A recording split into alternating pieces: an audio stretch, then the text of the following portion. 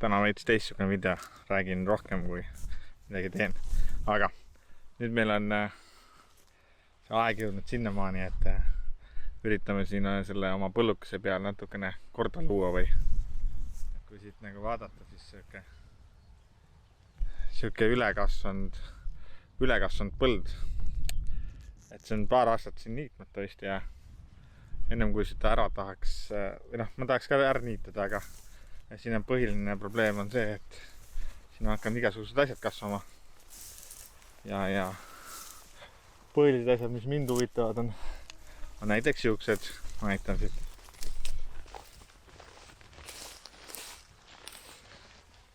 Väike kuusk. Ma ei tea, kui hästi nüüd video pealt näha on. Ega neid väga hästi leida ei ole. Ma kõndisin isegi 2 mööda siia autos. Et hästi ettevaatlik peab olema. Siin on veel üks. Igal juhul kasutan uut Stiili FS 461 trimmerit.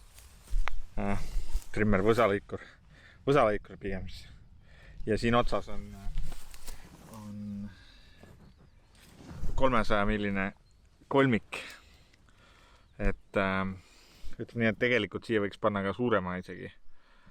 Et sellega saab ilusasti hakkama, aga tal on võimu nii palju, et see võiks olla kõvasti suurem, et siin vist on 330 äkki on ka olemas.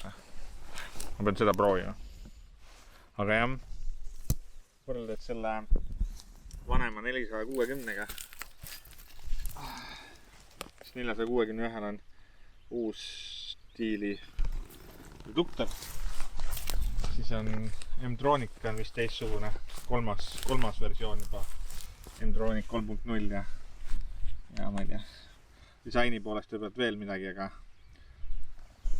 aga muidu on suht sama masin, mis oli vana 460. Et omas vanas seaduses, et seda masinat ikka kasutatakse päris palju. Ja siis ongi, siis ma käin siin ringi ja võtan iga kuuse juures teen siukse platsi ja ongi siis niimoodi, et kõik, mis ma leian, mis mul ei ole selline, mis ma sooviks jätta. Ehk siis siuke, see on paju. Ja seda on päris palju siin ja seda tuleb ka siia päris palju. Siis selle ma võtan kõik maha ja lõpuks siis üritan mingi hooldusniidukiga ülejäänud kõik ära niitasid. Siin on seda, neid kuusekesi tuleb päris palju siit.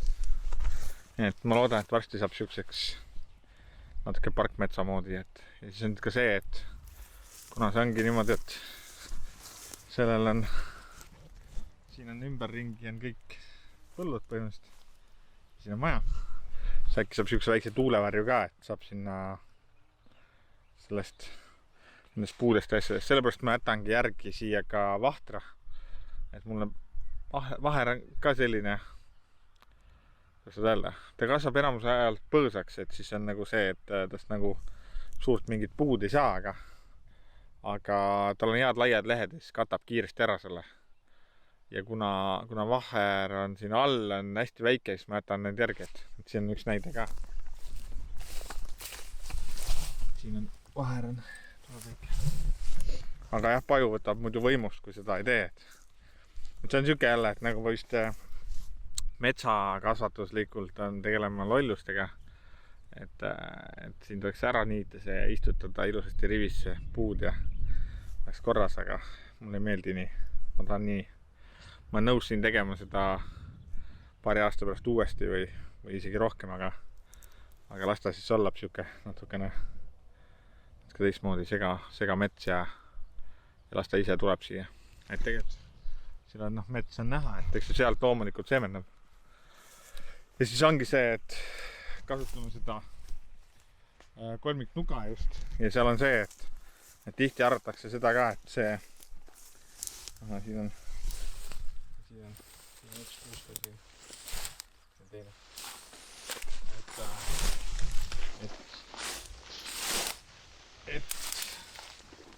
Et kolmikuga on see, et kui on võsa, et siis peab ikka ketast kasutama. Ma näitan, kuidas ta siukse maha võtab. Et mis jämedus võiks olla, et ümber mõõt on 5 senti, et läbimõõt mingi 2. et ma näitan, kuidas see kolmik selle võtab.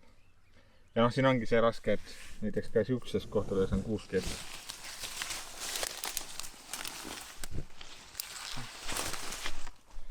Siit tuli väike kuuseka välja.